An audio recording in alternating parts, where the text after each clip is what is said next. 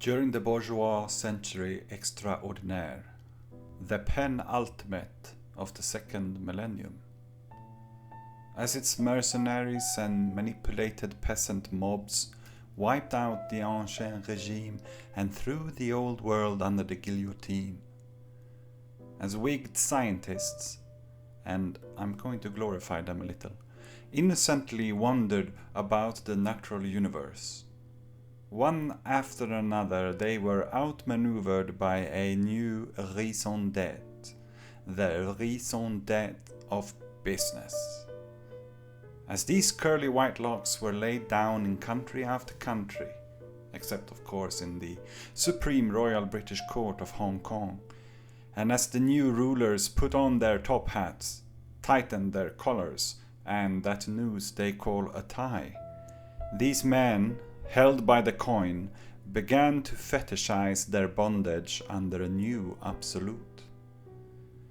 In their eyes, Goethe's families of the heart and soul, families with same-sex parents, a single parent, a group of lovers and or parents, adoptive relationships, etc., became monolithic atomic units of heredity and inheritance.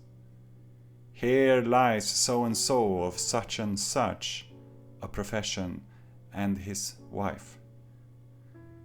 This is where the captains of industry and commerce, above all Carnegie and the Rockefellers, sought to steer the promotion of basic research, not in a purely academic form and not as an end in itself, but as an investment in accelerating this social reform, in a direction that suited them and their tailors, but not so much the spinners or cotton pickers of said suits. They looked to the human sciences as a means of reaching what they believed to be the root causes of the social dysfunction of a growing proletariat. Since scientific management had proved its worth in the workplace, it could be applied to the wider social world. By the turn of the century, the Rockefeller Charity had given rise to the University of Chicago in 1892, the Rockefeller Institute of Medical Research in 1901, and the General Education Board in 1903. The founding of these institutions reflected a strong commitment to social, educational, and scientific change as an investment in a particular kind of human betterment, an investment at a cost, by their own reckoning, of hundreds of millions of dollars. Hefty sums, to be sure, but the ultimate price, as we know, cannot be set in such vulgar terms. As an expression of utility and ideology, philanthropy accommodated a resonance between science and religion. The same notions of vocation, work, service, efficiency, organization, order, rationality, and scientific management that animated the business corporations also permeated their charitable ventures. The visions that propelled their profit-making also guided their restorative actions. Several areas of the biological sciences were concerned with fundamental processes relating to mental traits and behavior. Of these, eugenics carried considerable intellectual and social authority, promising effective means of social control. The rediscovery of Mendel's laws in 1900 and subsequent research into Mendelian inheritance supplied the Spencerian doctrine and its racist pillars with new theoretical foundations and experimental tools. In the gene, the goal of selective breeding as a corrective to the perceived degeneration of the Anglo-Saxon and Germanic stock was given a precise target. Thomas H. Huxley's protoplasmic theory of life from the 1870s had already reduced the physical and mental attributes of life to protoplasm. Biology, life itself, was physics, and it was chemistry. Mechanical and processual, fully comprehensible, determined and perfect, yet in need of enlightened modification. This egg-white substance, as they called it before these men felt the need to disguise the obvious sublimation with the word protein, as more people than Freud wondered if they were all embarrassingly obsessed with a particular life goo, which they hoped would describe it all. It couldn't be, and alchemical profanity aside, it was enshrined as the source of biological diversity and the locus of material and cognitive control. The subsequent identification of the gene with protoplasmic endowment became not only a powerful scientific concept, but also a compelling cultural image, a synonym for the physiological site of social control. After 1904, with the zealous leadership of Charles B.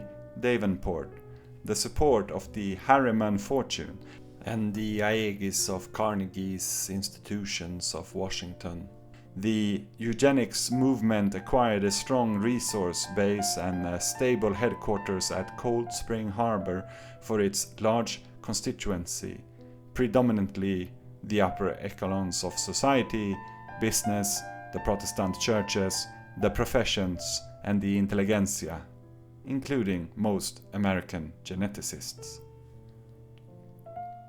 In contrast to post-World War II eugenic concerns, which would be articulated primarily through medical discourse, the early proponents of eugenics expressed relatively little concern over medical disorders. Their main disciplinary allies were the social sciences rather than medicine, and their main target were mental traits, temperament, personality, and above all, intelligence. Often formulated in terms of social control, eugenic projects addressed problems of social dysfunction by focusing on psychological traits constructed primarily within the dominant historical categories of race and class. The heartbeat of the embryonic Übermensch ideal was beginning to give indications on the EKG machine.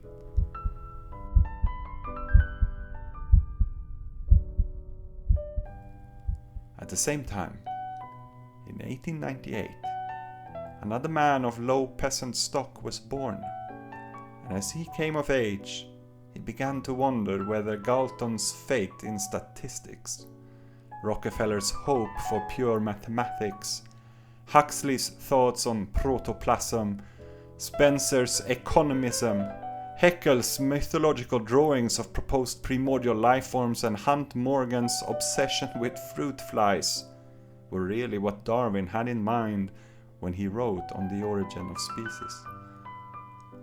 Moreover, he thought, all these so-called fathers of the new biology hailed Mendel's experiments as a source of insight that would point evolutionary theory in the right direction. But Mendel was not a student of Darwin.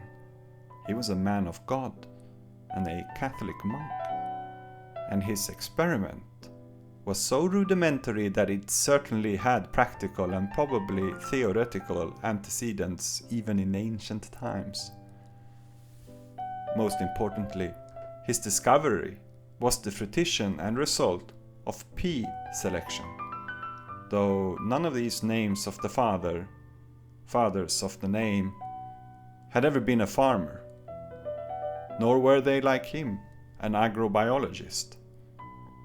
Was it perhaps this lack of practical experience of serial selection that made them so quick to reject Darwin's theories of genetics and heredity, and without his blessing create this neo-Darwinism of their own cherry-picked making?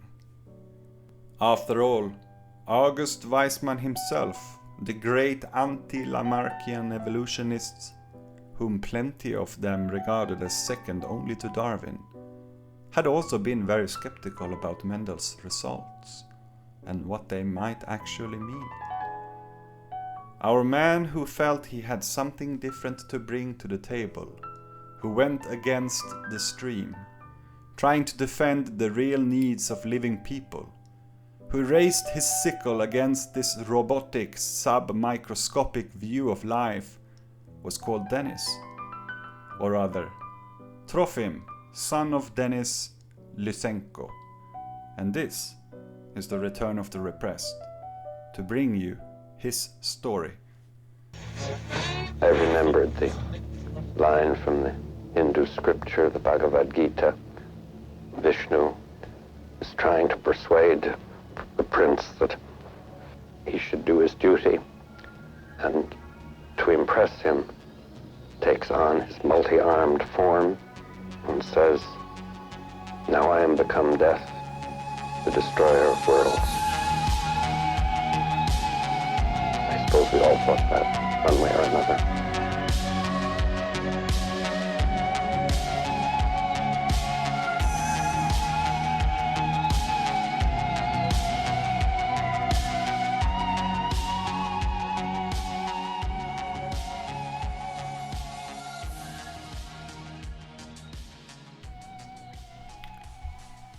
Hello and welcome. Very happy to sit down with you again, dear listeners. Oh, fellow travelers, I have taken upon myself a great burden. Just looking at the titles of newspaper headlines and books printed in the last 2 decades, the situation seems unretrievable. I mean, www.google.com, search Lysenko, and let's skip for now Swedish Wikipedia, English Wikipedia, and the Dictionary Britannica. Result number 4, The Atlantic. Quote, Trofim Lysenko, the Soviet era's deadliest scientist. End of quote. Hit number 5, Boston's NPR news station, quote, Lysenko, cautionary Soviet-era tale of how tragically politics can pervert science, end of quote. Hit number 6, National Institute of Health. Oh, well, that's a .gov page, and, quote, the primary agency of the United States government responsible for biomedical and public health research, end of quote. This, which should be more balanced, quote, the destructive role of Trofim Lysenko in Russian science, the Lysenko dictatorship, one of the most shameful pages in the history of modern science, end of quote. Ouch, I guess not. Number 7. Well, a Swedish archive selling that book by Dominique Lequeux, which I have read. Something tells me that's not algorithmically standardized.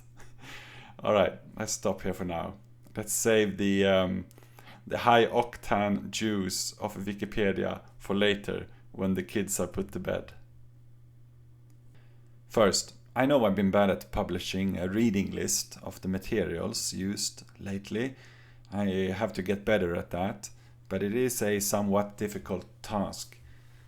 Let me explain. What I usually do is that I make a new folder and give it the name of the series, and then I spend every third day of writing, usually a full day, of going through what I have written and then searching for more material regarding specific points that I have made that I know are somewhat original and might need backing up. I download and compile and organize everything with DocFetcher so that I can readily search the whole folder of material as one gigantic text. That's the benefit of that program. If you, if you're also a researcher, it's a great program, DocFetcher. I also add to the folder old notes from before I had a podcast, download scripts from relevant talks on YouTube, and right now in the folder for the first episode of the second season I am at 132 items. much of it, in this case, Deep L translated Russian, German and Chinese texts, as well as some in Swedish and English. It's quite a feat, I think, in and of itself, and I guess I should make a bigger thing about it, so that the 40 pages of final notes I have on average for each episode will not come across as mindless blogging. Right, so, I mean, making a point about that today also comes with some bad news. Because I got myself fired. Or rather, some supervisor, middle boss, good for nothing, got me fired. Even though my colleagues and the kids at the school like me very much. So, I'm once again asking you, dear listener, or rather those of you who listen to the show and who haven't signed on to the Patreon, please consider signing up on the Patreon, as I am once again an unemployed beggar. Well, I'm not only begging, since you will receive access to a great amount of high quality research in podcast format, which might have had something to do with my getting fired. Who knows? I only know the world is not fit for diagnosed psychotics like me. I'm always getting fired, which never used to bother me all that much. I carried the curse of the wanderer with some joie de vivre, but now I have a son, and yeah, life and its joys are tough. What can I say? I would really appreciate it a lot. And for those of you who have already realized as much, or for whatever reason, and signed up a long time ago or recently, thank you very much, really, from the bottom of my heart. Thank you so much, because you can't get fired and still sort of feel that you are actually a really good person unless other people recognize you as such, and I feel that is what you are doing, and so I can sort of walk with my back straight or whatever. So yes, thank you. Alright, on with the show. Trying to find an alternative to the Lysenko narrative. This was always a project which, even before I started, I knew would force me to kill some old darlings. Before we start properly, let me give you two primary examples, a priori examples, of such darlings. Early on in university, I was a big Althusser fan. I wrote my graduation thesis on his theories, which might be blatantly obvious if you counted the times you have heard me say the words apparatus and ideology on this show, or my favorite trick, which is the always already.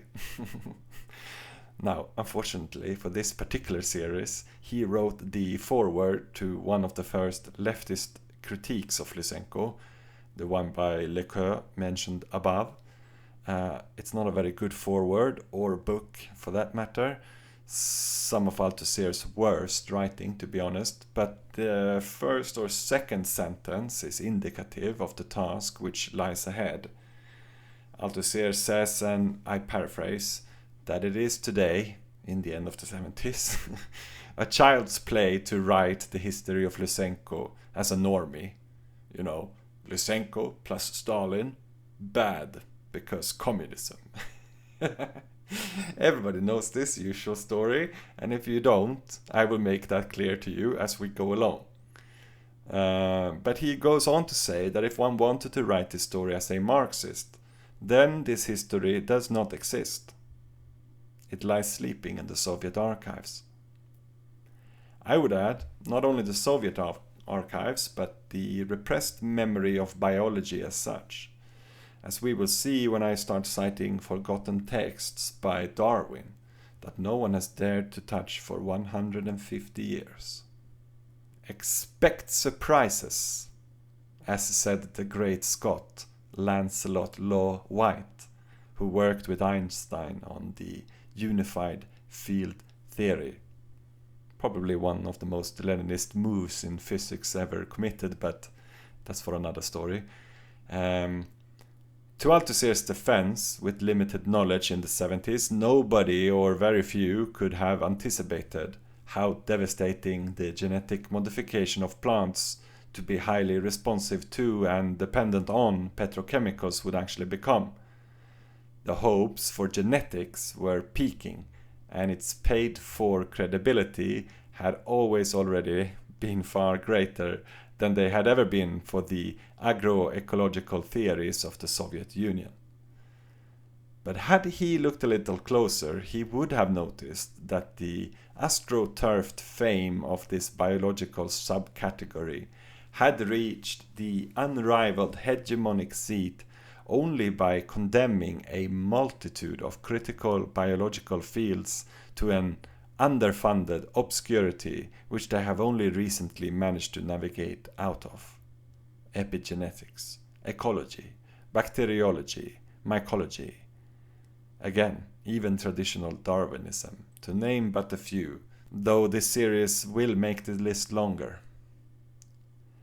Anything that even suggested the quote-unquote inheritance of acquired characteristics was for most of the last century deemed Lamarckian snake oil, especially if the authors were communists who thought that Marx had something useful to say about human nature. So even though Althusser's colleagues didn't do a great job, he was right in stating the impossibility. Leaving him aside, we don't need him or them to pull this off. My second a priori example has proven itself even more complicated. Long before I had ever read anything about or of Lysenko, I knew that Lysenkoism, quote-unquote, was an anti-scientific slur on par with Lamarckian. But I had no idea to what extent and for what real political gains it had been successfully rhetorically constructed. I had, however, already fallen in love with the life and theories of Nikolai Ivanovich Vavilov. Vavilov's hypothesis of origin centers, which are geographic areas where a group of organisms, either domesticated or wild, first developed their distinctive properties, problematized in my mind the often very biblical focus on the Fertile Crescent as the beginning of everything. His notions about crop-wild relatives really struck a chord with my interior, and reading his reports on how his Soviet expeditions found an area, quote, in small primitive agricultural Abyssinia alone, where the whole area, under what is certainly no more than 500,000 hectares, we found more varieties than in all other countries of the world taken together, end of quote. Made a much younger Marcus wonder if the legends about the Ark of the Covenant being still buried in those Coptic lands was actually true. Only it didn't contain laws, but the seeds which the Israelites wanted to bring to the promised earth. Later, I had similar conclusions about the cool interior of the pyramids, originally serving similar purposes as seed banks, but that is something for the early communism series. Nonetheless, I have ever since often taken it upon myself, like Vavilov, to collect seeds of strange things that I have eaten and seen wherever I've had the opportunity to work with sowing and harvesting. I have never really managed to build a seed bank, but the praxis have been rewarding, and kind gifts have, with my own particular delusion, been brought from Korea to Borneo, from Austria to China, etc. I have next to my keyboard, on the low table in front of which I sit on my cushion, right now bundles of straw from the Scandinavian Stone Age, ready to go into the soil as soon as spring arrives. The fact that I managed to so easily get a hold of these small diamonds is a legacy of Vavilov, who instituted the first Soviet seed bank. That is to say, the first modern seed bank in the world, which, as we will see, became a major target of the Nazi vultures during their Generalplan Ost. The more I learned, however, about Vavilov's conflicts with Lysenko, the more I realized how much of his camp's work had also been tremendously impractical. Not all his own fault, but often with the worst timing, constituting, in the final instance, a drain of resources when considering the just now mentioned expansion of the Eastern Plan, envisioned in part by those whom he naively had claimed to be his colleagues. But also, this will be proven to be an obstacle which we can overcome. For even though Vavilov is used in the West as the martyr example of the benevolent geneticist who fell victim to what they call Lysenkoism, a noble scientist whom it sometimes even sounds like Stalin strangled in his sleep with a piano wire due to his Asiatic brutish ignorance of science as such. Even though that is the story, the truth I discovered was that Lysenko was trained and promoted by Vavilov. It was on his recommendation, long before there was any political pressure to agree with either camp, that Lysenko was elected to both the Ukrainian and the USSR Academy of Science. And Lysenko, according to himself, never wanted for Vavilov to be prosecuted and put in prison or killed. In many ways, Lysenko respected him as a practically minded comrade who had been one of the first academicians to notice the usefulness of his own work. They had their differences, as all good teachers and good students have, and it became heated, as all fundamentally different outlooks on the forward movement of sciences should have. Stalin, however, never ordered the imprisonment of Vavilov, and he wasn't the blind supporter of Lysenko, which the defenders of the contemporary genetically modified order of things would have us believe. As, for example, geneticist and microbiologist Carl Lindegren correctly pointed out in his 1966 The Cold War in Biology, Vavilov's tragic death led to an emotional reaction against Lysenko, in which much of the emphasis was placed on the wrongness of quote-unquote Lysenkoism rather than upon the wrongness of others, not Stalin or Lysenko himself, using political procedures to liquidate a scientific opponent. It is the case that Lysenko personally used to regard Weizmannist genetics as bourgeois science and pseudoscience, and tried to force Soviet Weizmannists to accept Michurinian genetics or be banned from doing research, for which he became notorious. We will come to see what is exactly meant by bourgeois science and proletarian science, Weizmann and Michurinian, etc. And we will also see, mind you, that Lysenko never thought that there wasn't a thing called the gene, and his dismissal of hard genetic reductionism was researched directly under his control at his department, not some all-pervasive doctrine of all biology, or even all genetics, as we will see, which in the minds of the Cold Warriors stretched from the Baltic Sea over the Urals to the Pacific for many long and dark decades. The anti-Lysenko campaign in the West has had little to say about the internal contradictions and the class struggle within the scientific institutions of Soviet biology.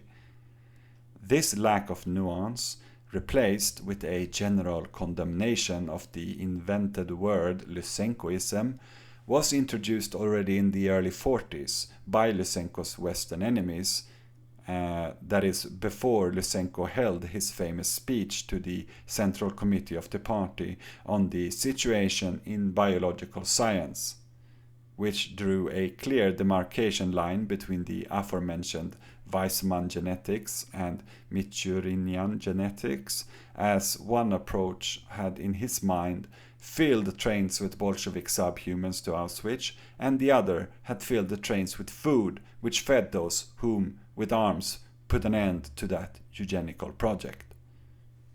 Thus, before there could have been any state-sanctioned ideology to speak of, anti-Lysenkoism caused enormous buzz and hegemonic dominance over the genetical narrative by a small group of people who might have wanted to avoid an idea historical analysis of just what kind of thinking had led to that which the US 6th Armed Division found at Buchenwald.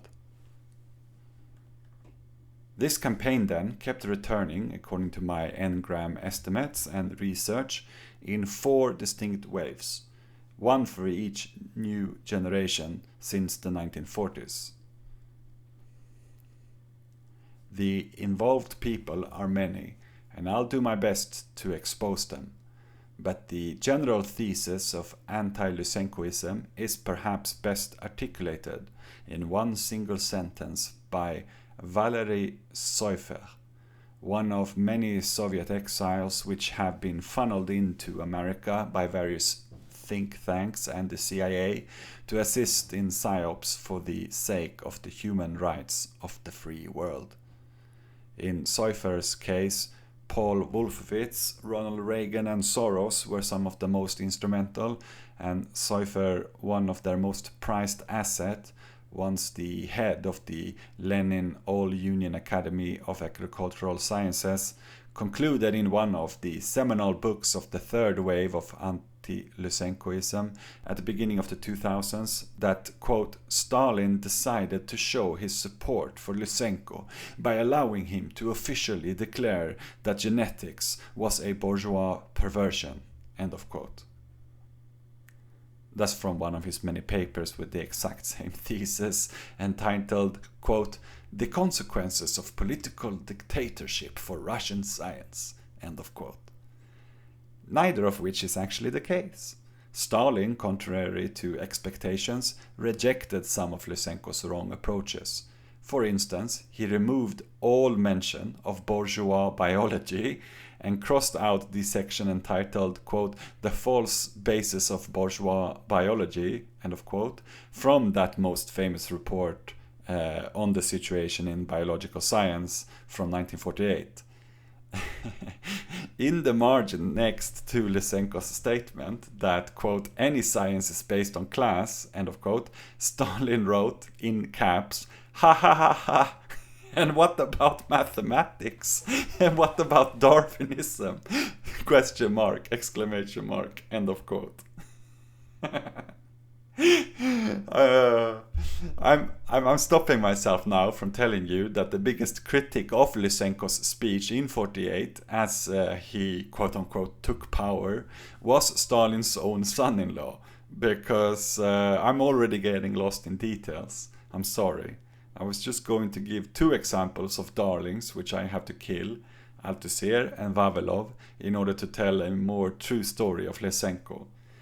And the reason for this series taking so long to be made, as a matter of fact it is not even finished, is that I have something much more methodological in mind than, yes, my usual ranting.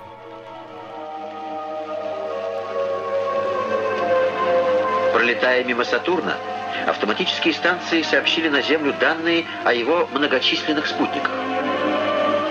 В различных ракурсах сфотографировали впечатляющую систему плоских колец.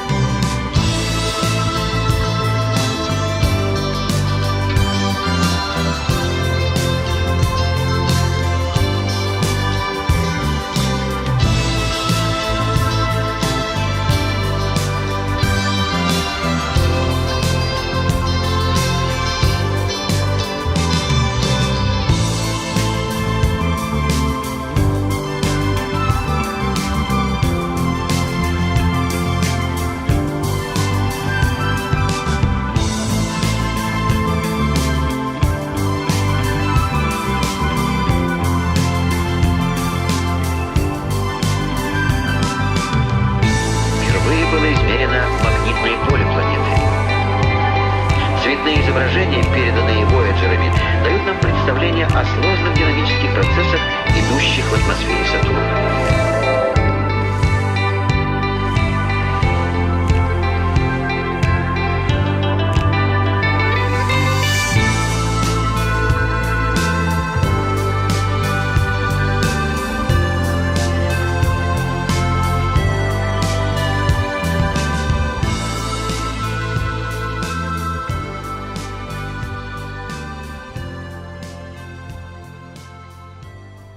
As you have probably gathered, this story is bigger than Lysenko himself.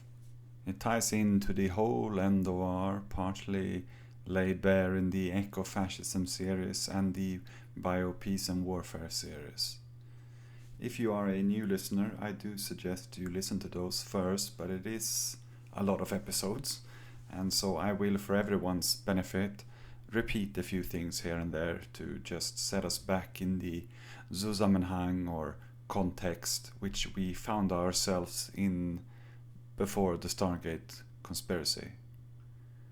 Back then, I promised you again and again that we would eventually get to Caltech and Rockefeller's, Carnegie and Ford's post-war occupation of the American educational apparatuses, labs, research stations and facilities, most importantly the uncountable hectares of experimentation on once fertile soil across the world. And I have said that I wish to do so as to reveal just why and how genetic modification and its petrochemical agricultural base came to be, as it is causing all my periodic panic attacks, daytime nightmares of our globe suddenly popping like a popcorn, now that half of the world's topsoil is gone because of them. The thing is though, that each time I rush red-eyed towards that wall, it breaks like papier-mâché, and I realize, confused again and again, that Caltech in the 50s, the DNA paradigm, as well as Rockefeller's other submicroscopic sciences, by and for the elite, rewarded with more Nobel Prizes than any other foundation, and indeed most nations, is a project, as the intro foretold, almost 100 years in the making, by the time the double helix, in visual format, aesthetically formalizes the bourgeoisie's obsession with heredity. Now, why would I go through the pain of doing all this? Getting into Lysenko, I mean. Well, here is the thing. A couple of years ago, Rockefeller lost the hegemonic seat, or rather the episteme and the right to decide what is science, slipped through the hands of the American empire. China, as the world's largest financial newspaper, the Japanese Nihon Keizai Shimbun, put it last year, quote, tops US in quantity and quality of scientific papers, end of quote. Quality here being the amount of time a paper is cited by another scientist. Perhaps not the most reliable indication, but that is how the evaluation is carried out. I'm just letting you know, right? Now, to rush to my point so that this episode can begin proper, why is this important, Marcus? Well, this is important since China still teaches Michourinian genetics alongside Mendelian genetics, which, as mentioned before, was what Lysenko wanted the old conservative guard of scientists to accept or head for the door when working with him or under him. That's Lamarckian pseudoscience. Why are they spending money on that? The children of simple explanations cry from Reddit to LinkedIn, all the way to the lobbying boards of Bayer.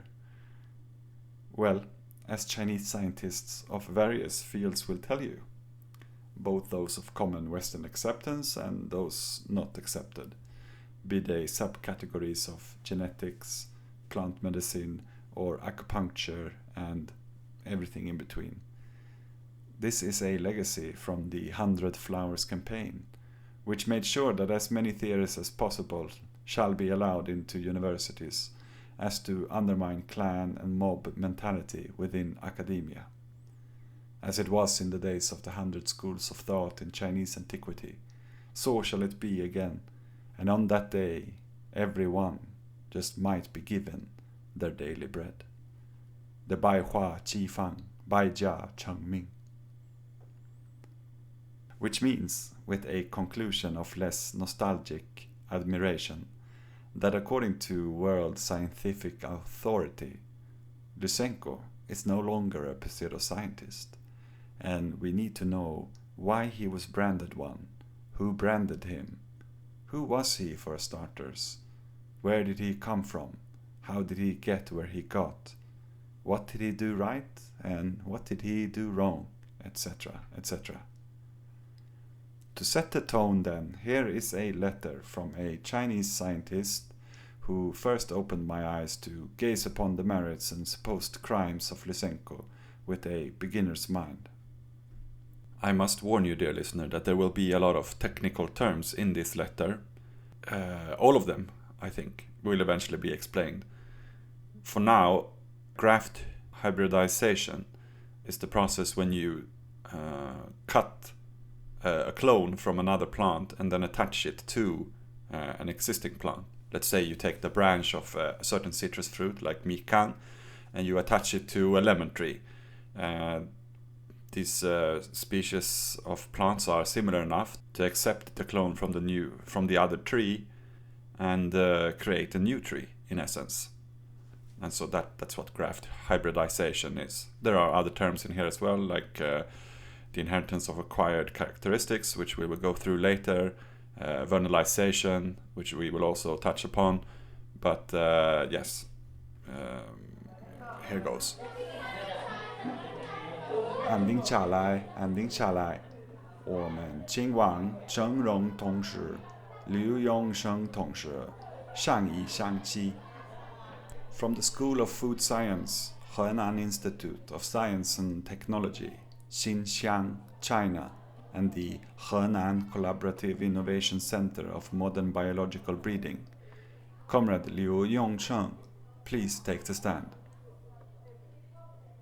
同志们，朋友们，尊敬的生物学科学界成员们，大家好。I'll read now a letter to the European Journal of Human Genetics entitled Lysenko and Russian Genetics, an Alternative View. We read with great interest the recent article named, quote, Some Pioneers of European Human Genetics, end of quote, by Peter Harper. This comprehensive review is very informative and highly appreciated, but a somewhat misleading statement needs to be reconsidered. Harper regarded Lysenko as a fraudulent agronomist. We disagree with him on this fundamental point. We are thinking that he was greatly misled by Medvedev's book, The Rise and Fall of T.D. Lysenko, which he cited in his article. It should be noted that there are many misleading statements in this book. For example, in Chapter 8, Medvedev argued against the validity of Lysenko's work on plant graft hybridization and pointed out that, quote, serious and precise experiments by many scientists have failed to prove the possibility of transfer of hereditary stable properties from stock to scion, end of quote, thus regarding graft hybridization as Lysenko's fraud. To our knowledge, it is Darwin who put forward the concept of graft hybridization. He described many cases of graft hybrids and considered it to be of special importance for understanding the mechanism of inheritance and variation. Later, Michurin invented the so-called mentor grafting method, which greatly enhanced the induction of graft hybrids. Lysenko not only recognized the existence of graft hybrids, but also applied the method of graft hybridization to the practice of plant breeding. Over the past several decades, extensive experiments on graft hybridization have been carried out, and numbers of new crops and varieties were developed by grafting, indicating the graft-induced variant characteristics were stable and inheritable. Now, it has been proposed that graft hybridization may serve as a mechanism of horizontal or lateral gene transfer. Thus, it is not proper to continue to regard Lysenko as a fraudulent agronomist. Harper considered the inheritance of acquired characteristics as the defining feature of Lysenkoism and referred to it as false science. Actually, the inheritance of acquired characters has been the subject of passionate debate and heated controversy since the days of Lamarck. Even Darwin accepted the Lamarckian inheritance of acquired characteristics as an established fact and had assumed that it was of importance in evolution. He considered natural selection, the inheritance of acquired characteristics, and mutation as three factors influencing evolution. It is true that Lysenko was a keen supporter of the inheritance of acquired characteristics. He claimed that the environmentally induced changes were transmitted to the progeny by demonstration of the conversion of spring wheat into winter wheat and vice versa. In recent years, there has been a substantial body of reliable experimental evidence for the inheritance of acquired characteristics. Lysenko's work on the conversion of spring wheat into winter wheat can be explained by transgenerational epigenetic inheritance. Now it seems that Lysenko was not wrong in believing the inheritance of acquired characteristics. Harper also mentioned Lysenko's errors and crimes, as well as the death of numerous researchers in genetics. The impression which one gets from reading this paragraph is that Lysenko was responsible for the death of these geneticists. We fear that this view is too one-sided and not supported by historical evidence. It is true that Lysenko disputed with Vavilov and many other geneticists on some genetic viewpoints. But we must know that Lysenko was a leading Soviet scientist in agriculture and genetics. He was not the NKVD chief. Thus he had no power to arrest geneticists. Lysenko himself repeatedly maintained that he was not personally responsible for Vavilov's arrest and death. He recalled that the investigator of Vavilov had come to see him and asked, quote, "What can you say in general about the wrecking, spying, counter-revolutionary activities of Vavilov?" Lysenko replied, quote, "There were and are some differences of opinion on scientific matters between myself and Vavilov, but I have no knowledge of any wrecking activities of Vavilov." End of quote.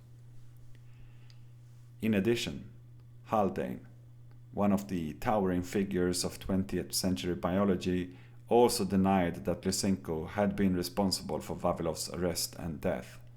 It is not our intention to minimize Lysenko's mistakes and to exalt his contributions, but we must try to see things in their right proportion. Actually, some of Lysenko's work had a certain scientific merit, which was recognized internationally. For example, it was Lysenko who coined the term vernalization, which is now still an extant scientific term and frequently appears in Nature, Science, Cell, and many prestigious journals. In addition, some of Lysenko's work was highly praised by world-famous scientists. For example, in the early 1930s, Vavilov repeatedly placed a high value on Lysenko's contributions to science and agricultural production. As he said, quote, "Lysenko is a careful and highly talented researcher. His experiments are irreproachable." End of quote. In 1964, Haldane made an objective comment, quote, "In my opinion, Lysenko is a very fine biologist and some of his ideas are right." End of quote. Of course, we also recognize that some of Lysenko's ideas were wrong and badly wrong. His biggest mistake was mixing science and politics. He regarded Mendelian genetics as bourgeois science and forced Soviet geneticists to accept Michurinism, for which he got a bad reputation. End of the letter in its entirety.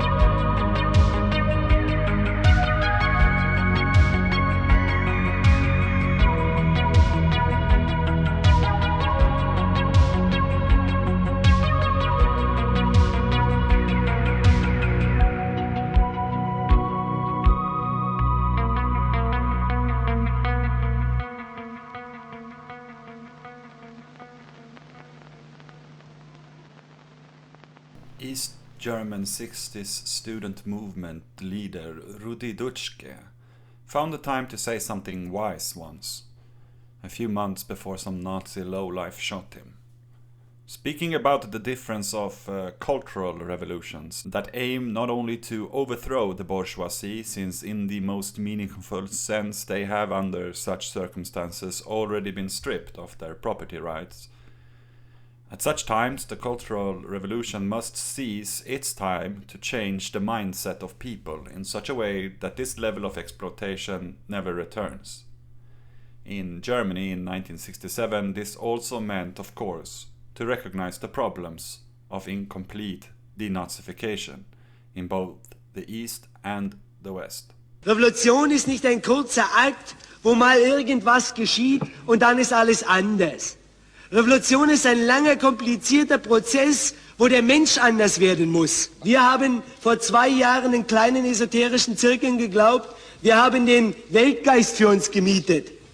Heute sind es Tausende, eine Minorität in der Tat. Aber der Prozess der Veränderung geht über diesen Weg, wie ich es mal genannt habe, des langen Marsches durch die bestehenden Institutionen, in denen durch Aufklärung, systematische Aufklärung und direkten Aktionen Bewusstwerdung bei weiteren Minderheiten in und außerhalb der Universität, in Schulen, Berufsschulen, auch in Ingenieurschulen, in technischen Universitäten und schließlich in Betrieben, gerade wo Arbeiter ihre Arbeitsplätze bangen. That is to say, quote, revolution is not a short act where something happens and then everything is different. Revolution is a long, complicated process where people have to change. 2 years ago, we believed in small esoteric circles that we had hired the spirit of the world for ourselves, the Weltgeist. Today there are thousands, a minority indeed, but the process of change goes via this path, what I once called the long march through the existing institutions, in which through education, systematic education, and direct action, awareness raising among other minorities inside and outside the university, in schools, vocational schools, also in engineering schools, also technical universities, and finally in companies, especially where workers fear for their jobs. End of quote. Now to begin our story somewhere, it is only reasonable, since we want to deal with Lysenko, that we look at the rise of Russian agricultural science in the last half-century of the Tsars, and what happened to that structure of science in Russia as the Bolsheviks took over in the second decade of the new century. You know me, let's not rush things. We will be here for quite some time. The march is indeed long through the institutions. I begin by repeating some things which I have cited before, in parts when reading from the French Marxist book, A History of World Agriculture, just to understand the agricultural conditions in which these agricultural scientific institutions grew. Namely, that by the end of the Middle Ages, Europe had already experienced 3 agricultural revolutions: the Neolithic, the Ancient, and the Medieval. Those revolutions had given birth to 3 major types of agriculture: systems of temporary slash-and-burn cultivation, systems based on fallowing and cultivation using the ard, and systems based on fallowing and cultivation using the plough. From the 16th to the 19th century, most areas of Europe were the scene of a new agricultural revolution, the first agricultural revolution of modern times. We call it that because it developed in close relationship with the first industrial revolution. As much as I would like, as the earliest drafts do suggest, to take you back to the ard and make my cherished points about the plough, I'm really hyping this, am I not? We have to go forward, or backward, depends on how you look at it.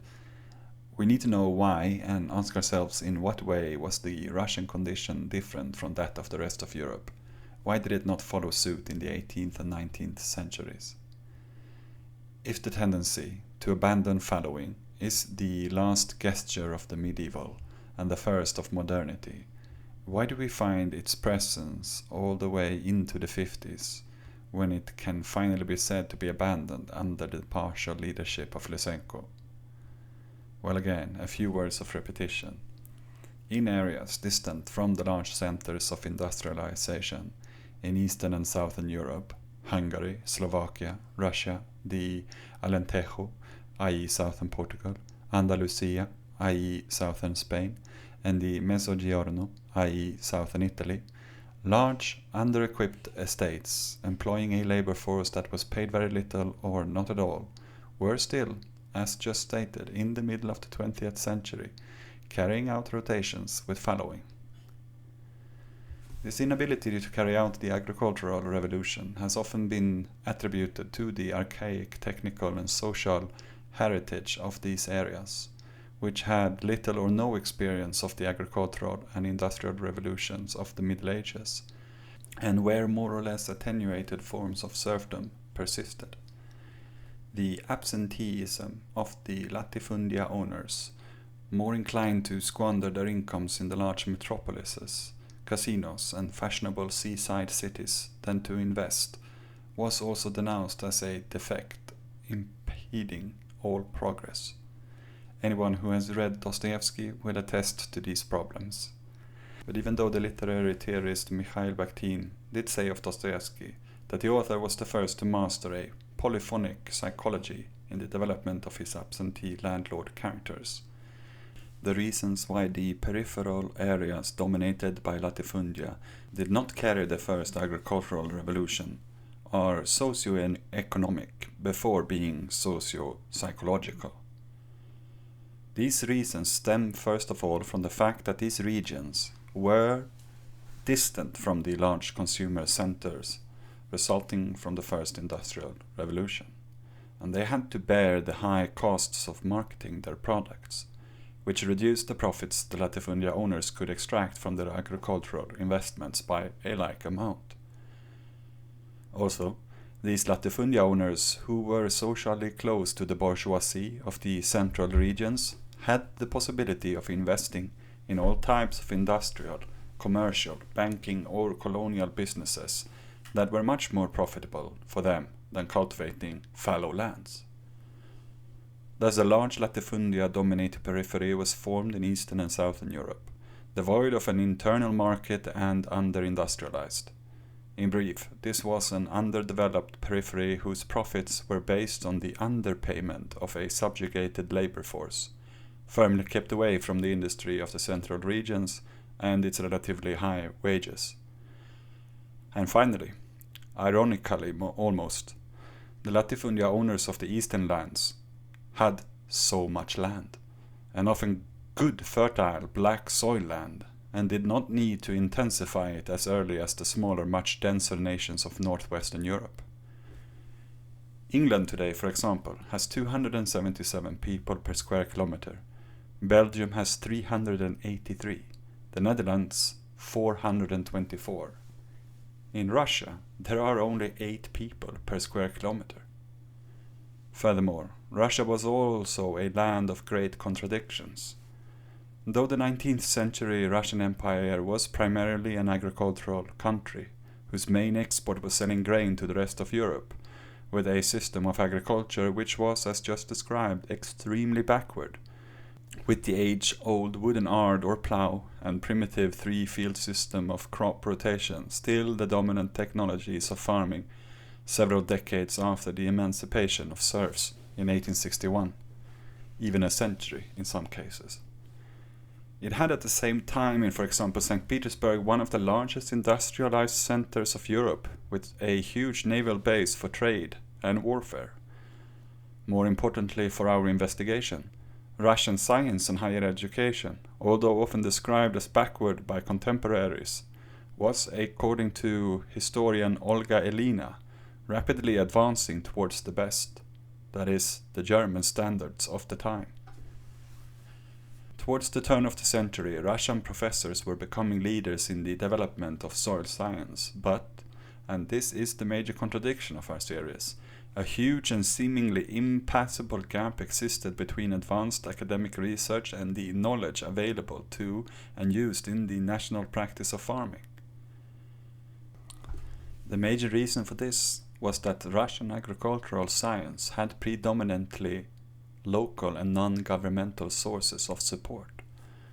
Amateur experiments by nobles aspiring to become quote-unquote cultured landlords, university professors applying their scientific knowledge to their own estates, and the efforts by local community administrations called zemstva, who wanted to compete for grain markets, all contributed by 1900 to the establishment of various stations for agricultural research. The imperial government became involved in this process later than expected, with an effort to further stimulate and coordinate the institutional network of agricultural science. Their commitment before they got involved, and also to a great degree after they got involved, as is often the case with these attached aristocrats, including the Tsar family, was that they cultivated quote-unquote exemplary estates as models of advanced agriculture, which often established private botanical gardens and wrote guides on flower growing. A few took a more serious interest in the sciences, read scholarly books on natural history, made observations and experiments with plants, and even tried to develop new crops. A further degree of commitment was reached with the arrival of the Slavyanofilstva, or the Slavophiles, an intellectual movement among the nobility that rose to prominence in the 1840s. Slavophiles saw Russians and other Slavic nations as fundamentally different from Western Europeans in their culture and historical path. They idealized peasants, traditional rustic life, orthodox faith, and the quote-unquote absence of class struggle in the Russian village communities. Slavophiles came out in favor of the emancipation and enlightenment of serfs and preached harmony between peasants and landowners. At the same time, they opposed constitutional reforms that would establish limits on absolutist monarchy. Despite their generally conservative political views and suspicion of things Western, Slavophiles sought to study European methods of farming, borrow appropriate ones, and supplement them with local expertise and improvements, aspiring to become the quote first and best agronomists in Russia. End of quote. One of the founders of the movement, Alexei Komyakov, became the first in Russia to introduce the practice of a many-field system of crop rotation and grass sowing as green fodder. He also arranged for the breeding of improved strains of cattle in his large estates in Ryazan Oblast, which is located smack in the middle of European Russia. I think there's no other oblast which when I looked it up, that borders as many others as this Ryazan. Komyakov experimented with mineral and organic fertilizers and determined that waste products of beer making could be used as fertilizer. One of Komyakov's neighbors, Alexander Koshelev, owned some of the most successful farms in Russia and was probably the richest landowners among the Slavophiles. Koshelev studied methods of rational farming and cattle breeding in Belgium and Holland from 1855 to 1857. In 1851, at the first international exhibition in London, he demonstrated a seeding machine of his own construction, or rather, just as I assumed, with the Whitneys and the cotton machine, one of his work team's construction. Acquired agricultural machines for his estates and arranged for what apparently was the first series of trial tests of agricultural machinery in Russia. Which means that of course we have individual examples where Russian aristocrats were following the time of the day in terms of agricultural mechanization, predating in this case even the emancipation of the serfs, which as a juridical incident in itself, as described in the hemp series, cannot be read simply as a change towards higher agricultural production, since the communal aspect of surplus was often replaced by family subsistence. We could say more free but more hungry, which I guess is the plight of proletarianization. What the example of Korolev should indicate for us is that in the country which Lenin much later would describe as the weakest link in the chain, was a link made up of agricultural systems which in some places resembled those that created the surplus for the building of the Colosseum, whilst a few others were of a kind that would not be generally replaced in America until the 1950s. That's peak contradiction for you. Besides aristocratic amateurs, during the reform period after 1861, one also finds an increasing proportion of professional scientists and university professors taking up experimenting in agriculture. Pioneers in this trend were professors of chemistry and chemical technology, which would leave a mark similar to that in other Western countries, where physicists and chemists had a priority in the academic structure and a more authoritative voice, essentially, describing how biology was to be understood with their particular lenses, and then also, of course, how agricultural science should be understood in particular. Russian chemists began studying fertilizers and the mineral nutrition of plants. Agricultural science at that earlier stage was often simply identified with agricultural chemistry. Unlike their German colleagues who worked primarily in university laboratories, Russian agricultural chemists usually experimented on their own land. A professor in Russia most often came from a family of hereditary gentry and was a landowner himself, although usually a small one. For those who came from non-gentry estates and classes, merchants, clergy, civil servants, etc., university professorship brought with it the title of quote-unquote personal nobleman, which was not hereditary but allowed the holder to own land. Working on their estates, professors could set up experimental fields to conduct agricultural research or replicate experiments performed elsewhere. Even here, in the early stages, before the popular peasant movement, the rise of agricultural science in Russia contradicts some of the widely held assumptions about Russian history. The strongest among them is that the central government and the apparatus of the state played the overwhelming dominant role in the process of social and economic modernization. In agriculture, the stereotypes are almost reversed. For example, the United States, with its federally initiated and supported network of research institutions, appears more state-organized than the Russian Empire, where the emergence of such institutions was driven largely by the efforts of private individuals, local community administrations, and learned societies. The Russian state had been paying virtually no attention to these developments until the 1890s, when the famine crisis and resulting public criticism forced the government to accept the task of modernizing agriculture along scientific lines and actively promoting agricultural research throughout the country. Agricultural science, it appears, was not unique in this respect. Some other closely linked disciplines, for example statistics, bacteriology, and hygiene, began developing in Russia with the help of predominantly local and non-governmental sources of support, outside the authority of the state. Under these conditions, some of the Slavophiles got more organized, and eventually many adherents transformed from a conservative force to aid the peasant communes of the revolutionary movement known as the Narodniks, which we discussed in the Hemp series. They had the power through collective organization to overcome the petty bourgeois deadlock in which independent peasant farms did not make up for nationwide losses in marketable grain production, as the newly deprived of serf labor big estates were facing the choice between continuous decrease in productivity or modernization. The small average sizes of the independent peasant farms and the strip farming of the, this is tricky, Cherezh-Polochistcha system which was similar to the open field system described in the English Doomsday Book of 1086, created terrible obstacles to technological innovation.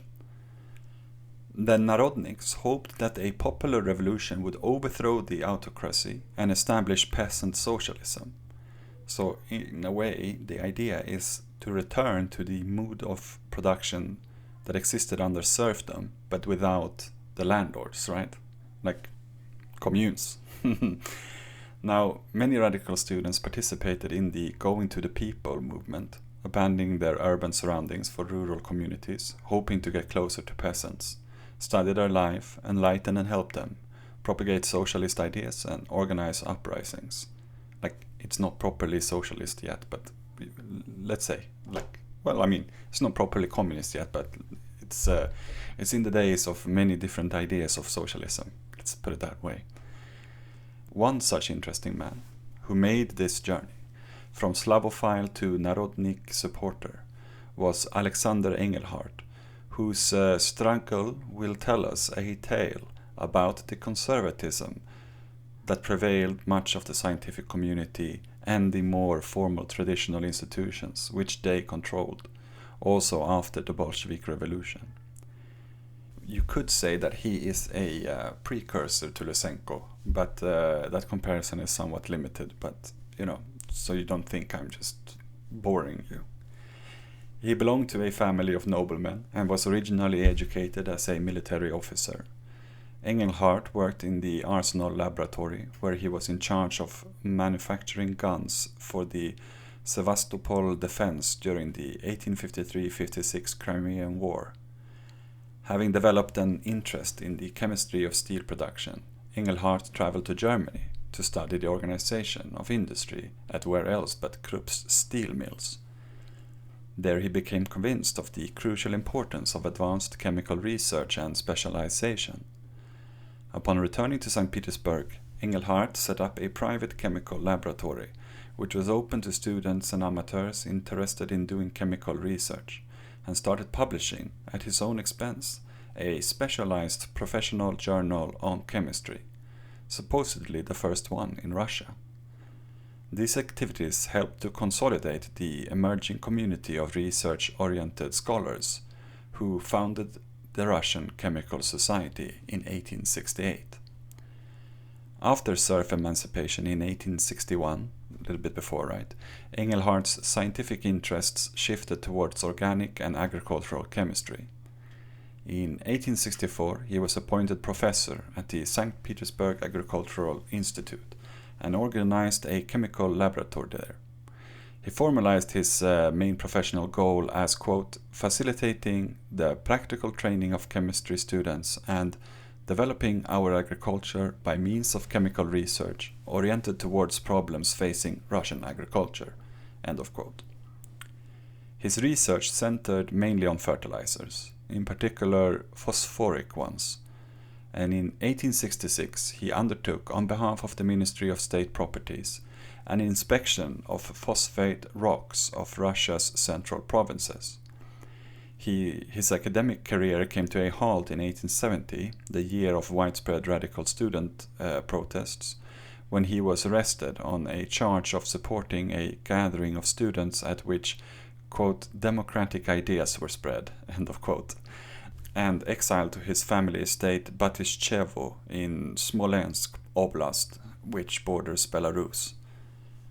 While in exile as a landowner, Engelhardt began to put the economy of his long-neglected estate in order. At the same time, as a scientist, he took advantage of the opportunity to apply his laboratory-based research to field experiments.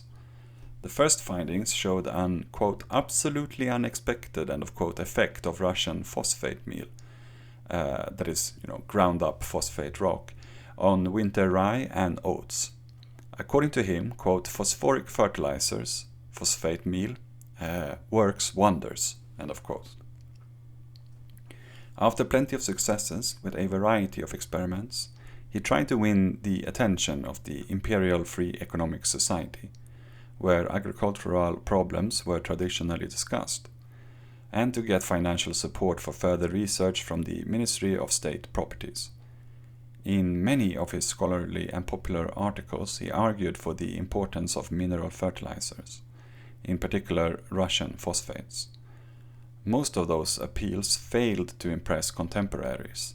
Even Engelhardt's academic colleagues did not share his enthusiasm for mineral fertilizers, relying instead on the opinion of another esteemed chemist, Dmitry Mendeleev, the author of the periodic system of chemical elements.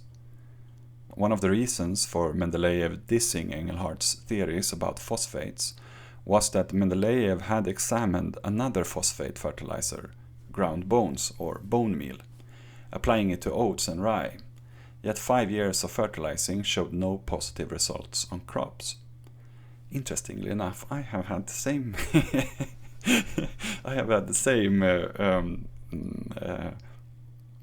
result. Before I got into like organic farming, I used to go to a meat market in Shanghai and ask the butchers if I could have their bones. I would take a little bit of everything, but usually I went for cattle and pigs, right? But when I applied this to my indoor growing setup, there was very little improvement. Actually, some seem to do worse with it. And we will find out now in just a little bit why that might be the case. And I did not know this until I read this, so interesting. Unbeknownst to Mendeleev and scientists of his generation, the loam soils of the Moscow province needed additional oxidation for the right bacteria to dissolve phosphate from the bone meal. Engelhardt's phosphate meal also contained insoluble phosphate, the salt of phosphoric acid, but Smolensk province's acid podzol soils could deal with it, and that is why his experiments had been successful. Right, so you get it, like he's using a different kind of phosphate fertilizer derived from an inorganic source than, I guess, the rock, this Russian rock that he's using. But most importantly, the acidity of the soil which he uses is different, thus the bacteria is different, and it has bacteria which can quicker break things down, right? Now, Mendeleev was further unfortunate in that his experiments coincided with particularly dry years, which also means different kinds of bacteria. Usually wetter things tend to be more acidic, but that's not always the case. He generalized his failure to achieve results with bone meal to all phosphate fertilizers and to all types of Russian soils, concluding that, quote, what we really need is manure, good processing of soil, and liming rather than phosphate, end of quote. Mendeleev's authority sufficed to discourage the Free Economic Society for the time being from further research on the quote-unquote phosphate issue. This would last for a long time. To further illustrate the infighting that plagued the entire modernist project of Russia, and which evolved into corporate clan groups that interfered with the work of scientists, we should note that Mendeleev himself, despite having put forward the periodic table, arguably a pretty important achievement of both physics and chemistry, and despite being elected to almost all academies in the world, he was elected only as a corresponding member of the Academy of Science in Imperial Russia. Nobody remembers the names of those academicians who did not elect Mendeleev to the Imperial St. Petersburg Academy, but the whole world knows the name of Dmitry Ivanovich Mendeleev. We might also assume that nobleman turned professor Engelhardt's difficulty with collecting funds had something to do with his support of agrarian socialism. That didn't stop him from teaching that an agricultural cooperative, or artel, should include not only peasants, but also specially educated and trained land tillers, quote-unquote. He wrote, quote, our agriculture will not progress until it is taken up by people who are well versed in theory and willing to practically work in it. Russia is an agricultural country, and the Russians are mostly farmers. The intelligentsia must bring the light to Russian farming. They can only do that when they themselves start working the land. End of quote. Almost Maoist, right? And little did he know how serious someone would take that calling a generation later, once the Tsar was finally gone forever. So, the short conclusion of the story is this, that as Tsarist repression of the Narodniks increased, so did their radicalism, and when one of these radicalized groups, the Narodnaya Volya, killed Tsar Alexander, their revolutionary strategy lost the support of the peasantry. Like, this is the previous Tsar Alexander, right? And without the support of the peasantry, the movement had deteriorated from a popular force to a petty bourgeoisie undertaking. I mean, I have all the sympathy in the world for the bravery of individual anarchists, but as a historical force, time and time again, their direct action seems to become the Guy Fawkes scarecrow that plays so well into the hands of the ruling class as it motivates the expansion of the repressive apparatus. Now, to start breaching the gap of the old and the new, let's see what Lenin had to say about the Narodniks. Lenin writes the following in a long quote from 1895. This description requires explanation. I use the expression petty bourgeoisie not in the ordinary but in the political economic sense. A small producer operating under a system of commodity economy. These are the two features of the concept petty bourgeoisie.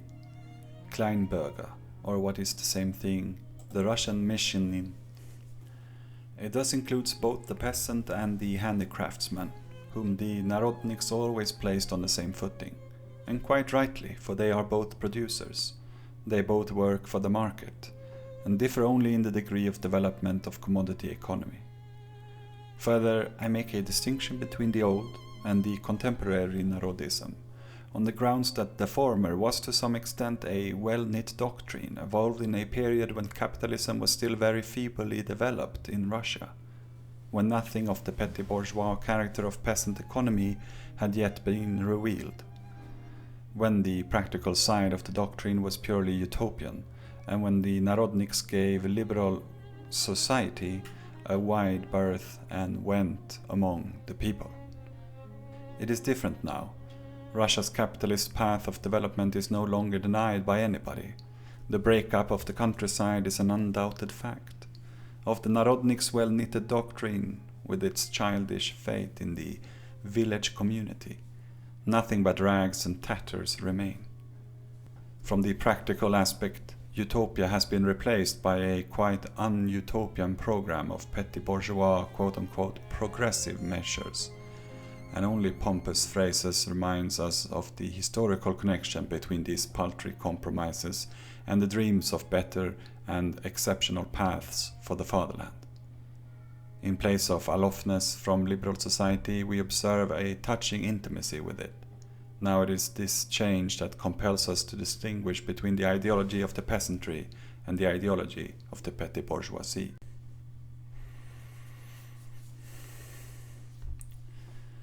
He writes a great deal more about this in a bundle of texts entitled Material for a Characterization of Our Economic Development, published again in 1895. But let's conclude that with the big agrarian movement in nothing but rags and tatters, and its farms, insofar that they were once productive, having crystallized into competitive enterprises on the market, or simply subsistence, the aforementioned corporate clan's orientation of the scientific institutions intensified. Then came the First World War, and though there were some attempts of the Tsarist state to organize science for the war needs, this again often meant contract deals with uncooperative heavy industrialists who wanted science for their business and their innovations. And as we know from previous deep dives, the First World War really raised the chemical-physical hard sciences to unprecedented levels. And most importantly, the fact that agricultural science and its new fertilizers is what became the bombs and the gases that made the war into a world war, which did not end before the first Christmas. I think you can understand how politics entered the field of agrobiology in more ways than bourgeois self-serving notions of heredity. Thus, upon taking power in 1917, the Bolsheviks inherited what was once a powerful momentum of an ascending agricultural science. They upheld the continuity of some of its major trends, while at the same time they began to channel the growth to move in a somewhat different direction. You know, the anti-Malthusian gesture of feeding a people, without intensifying the exploitation of the colonies, only to reach ever faster the boom of, well, another period of bombs. By declaring experimental institutions national property, Bolsheviks made organs of the state the main patrons and supervisors of agricultural research, which entailed the promise of a centralized, more coordinated system with increased overall funding. Throughout the period of the Civil War, the developments remained rather haphazard and decentralized. Major initiatives often came from local state administrations, and most new experimental institutions were landowners' private estates that had been confiscated and turned over to groups of scientists and agricultural experts. In the center, the continuity of policy rested largely on the experts from the old administration who continued working in Bolshevik commissariats. Some major reforms, however, were established from the acts of personal patronage of several top Bolshevik leaders. The most important results of those personal encounters were the creation of the system of seed distribution and increased support for research on plant breeding. By the early 1920s, the pre-revolutionary initiatives combined with the active patronage of the young Soviet government to create a sophisticated modern system of agricultural research. This network included more than 300 breeding and experimental stations. And I know what some of you are thinking. Thank goodness! Now surely things will be set straight and a general line for agricultural science to aid the nascent system of seed distribution and plant breeding would swiftly be put into place. Well, hold your horses there, dear listeners. These are Russian Bolshevik communists we're talking about, and consensus in the embryonic days of the USSR was never their strongest trait. And the unrivaled master of factionalism, Leon Trotsky, and that social democratic disdain for the peasantry was still in the big house.